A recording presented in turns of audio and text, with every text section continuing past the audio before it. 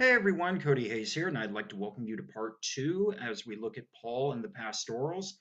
And we left off with the early church structure slash hierarchy, where the question is, would this be Paul? Because the argument from many historians is that this church structure hierarchy was at least a generation after his death, at least 20 years after his death.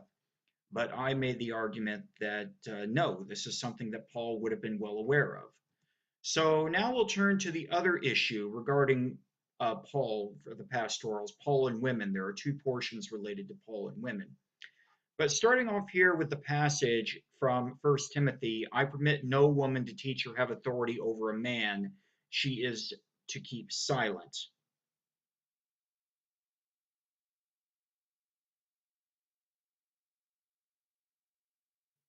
Those who oppose the ordination of women, this is the first response they always give. It seems like they always give this passage from the pastorals. In this case, 1 Timothy, I permit no woman to teach or have authority over a man.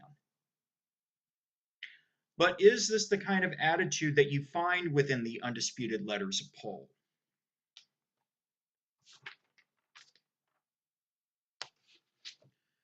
Well, let's look. Well, 1 Corinthians chapter 14, verses 33 through 36 would seem to answer that question, or maybe it doesn't.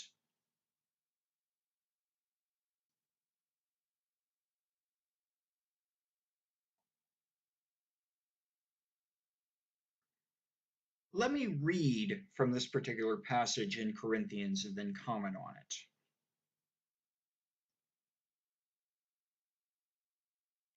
As in all the churches of the saints, women should be silent in the churches, for they are not permitted to speak, but should be subordinate, as the law also says. If there is anything they desire to know, let them ask their husbands at home, for it is shameful for a woman to speak in church. Or did the word of God originate with you? Or are you the only ones it has reached? Okay. Historians have a couple of issues with this particular passage. One is that it seems completely out of place with the contents of this particular chapter, which is about prophesizing. That arguably this is something that a copyist inserted into the text to put it in harmony with 1 Timothy. And another point that's referenced is that earlier in 1 Corinthians, Paul gives women the authority to prophesize, to speak in church. So it seems contradictory. Of course, until we find a manuscript of 1 Corinthians older than what we currently have, we won't be able to test this theory out. So let's look further. While 1 Corinthians does mention a hierarchy of God, Christ, man, and woman, in the same letter, gender equality does seem to be provided, but the language is ambiguous.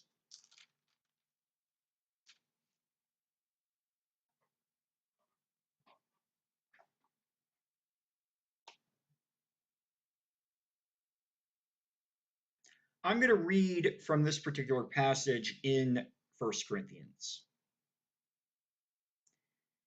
Indeed, man was not made from woman, but woman from man. Neither was man created for the sake of woman, but woman for the sake of man. For this reason, a woman ought to have a symbol of authority on her head because of the angels. Nevertheless, in the Lord, woman is not independent of man, or man independent of woman. So there does seem to be some gender equality there, but the ambiguity is really with the 9th verse, where the author, Paul, states, neither was man created for the sake of woman, but woman for the sake of man. So that's a little bit ambiguous in the context as a whole. Is it saying, is gender equality allowed, or maybe not so much? Another point is how in baptism, everyone in theory is the same regardless of gender, and that comes from the letter to the Galatians.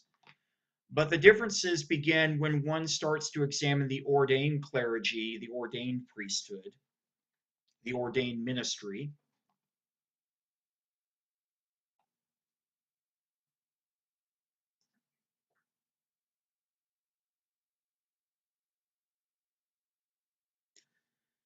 So, one of the points in the letter to the Galatians is that in baptism, everyone is the same in theory anyway, in terms of theological sense. Now, obviously, in terms of reality, you could say that's not going to be entirely the case, but in theory, everyone is the same.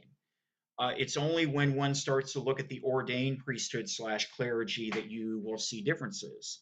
So, with that said, let's look more at that. And I have here on the screen a image of an Anglican priest, a female Anglican priest, a presbytera, which is the feminine form of presbyter. I at one time used the term priestess to describe ordained women. And I was told not to use that term because it's considered derogatory, um, even though it's the feminine form of priest. But it's because those who are opposed to the ordination of women will use that term as essentially a derogatory way of attacking women who are ordained members of the clergy. But priest is fine, that's acceptable. In any case, moving forward here, among the offices within the ordained priesthood slash clergy, is there a female member found that's within Paul's undisputed letters?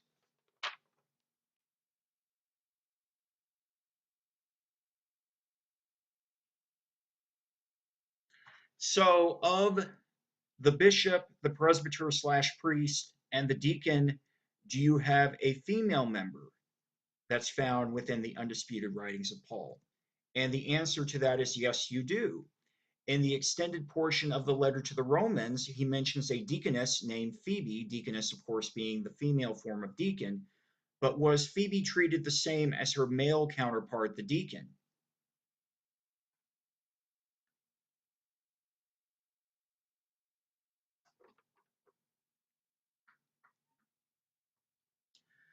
So, in the extended letter to the Romans, Paul does mention a female member of the clergy, a deaconess named Phoebe. But was Phoebe treated the same as her male counterpart, the deacon? Well, based on the documented evidence, the short answer is no. And likewise, until contemporary times, there were no female presbyter slash priest or female bishops.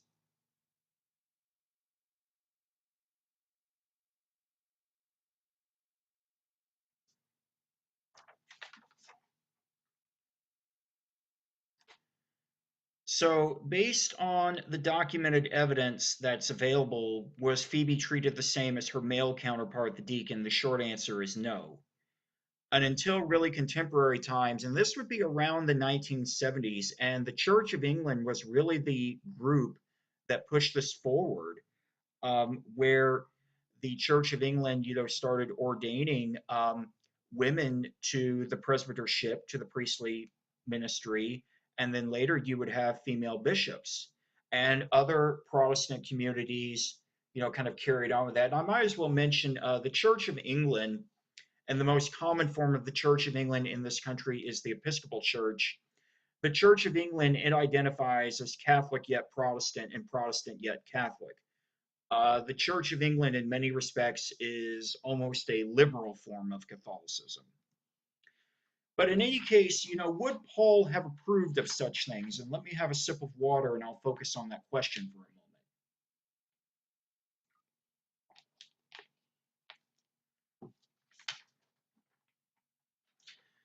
In all honesty, I don't know if he would have or not.